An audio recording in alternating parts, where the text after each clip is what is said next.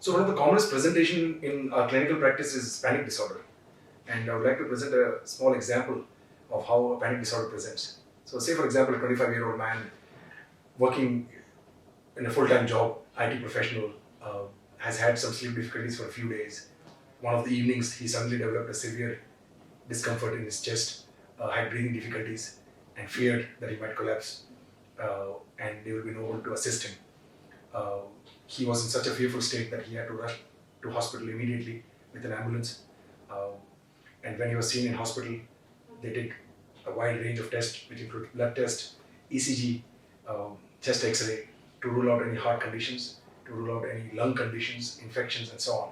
And what they found in such an individual would be that all reports were normal. Uh, but the person would go on home unsatisfied that his health is fine, and he would still continue to experience the difficulties in breathing, chest discomfort, and fear that something bad is going to happen. So this is typically how a person with panic disorder presents. And panic disorder is a sort of anxiety disorder, a severe form of anxiety disorder, which has a very dramatic presentation. And by dramatic, I mean that the patient will start to feel, or it will look as though he's having a heart attack. And consequently, they will rush to hospital once or repeatedly. And that cycle will continue until he's sat down and spoken to at length, asking about the specific symptoms, to rule out medical conditions and to start to evaluate psychological conditions. So when such patients are referred to us, typically by a physician, by a general practitioner, by a cardiologist, who would have done all the baseline screening tests, including blood test and ECG and so on, and rule out all medical conditions, they would get referred to us often after many contacts with doctors. When they come to us, what we do is we evaluate not just the nature of the symptoms, which in case of panic disorder would include a range of physical symptoms and psychological symptoms. And physical symptoms, as we mentioned earlier, could be anything from difficulties in breathing, chest discomfort, chest pain, funny feelings in the head, dizzy spells, dry mouth, dry throat, choking sensations in the neck, and they also can get funny feelings in the tummy. They can get shivers, they can get shakes, and they may feel hot and sweaty. So these are physical symptoms. Then we have psychological symptoms, in which the person will feel apprehensive, will feel anxious, often fear about developing another similar episode of panic, wherein they fear that they might die or collapse. So these are psychological symptoms.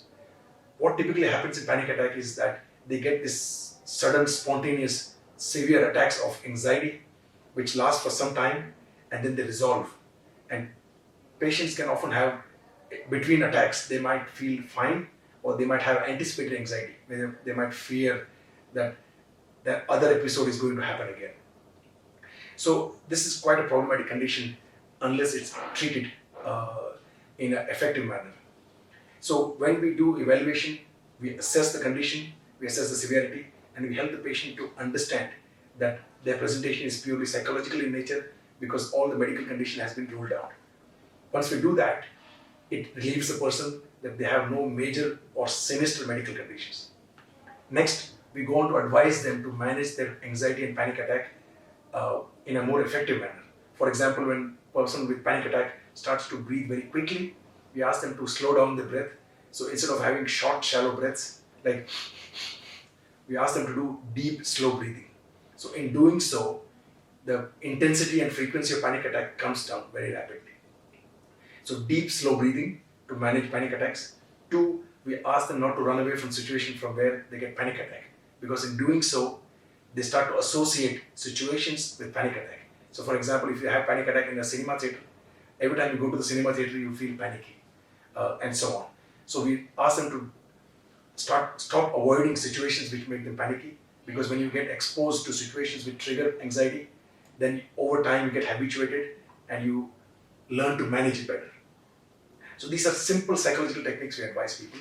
But in cases like what I mentioned earlier, we ask people to do relaxation techniques, to take enough time from work, to take breaks, to give enough priority to their sleep, which typically has to be 7 to 8 hours of sleep at night, to take enough time for leisure and other non-work activities.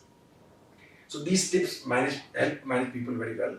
But in many cases, we also advise people to take short courses of tranquilizers or antidepressants. Now, it's very important to understand that tranquilizers are addictive, so they're not to be taken regularly, and certainly they have to be stopped within 4 weeks' time. Otherwise, one get hooked on to the medicines. In contrast, antidepressants are not addictive, and they can be taken for long periods of time. They actually target the chemical imbalance in the brain, for example, and they correct the panic disorders and frequency of anxiety attacks. So they are more effective in the longer term as compared to tranquilizers. So when we see people for long durations, when we evaluate the symptoms, when we give them practical tips to manage anxiety, and when we give them short courses of medication, a combination of all this is much more effective than just giving them short courses of tranquilizers and asking them to go away. So panic attack is a dramatic condition, but it can be managed very, very effectively and easily.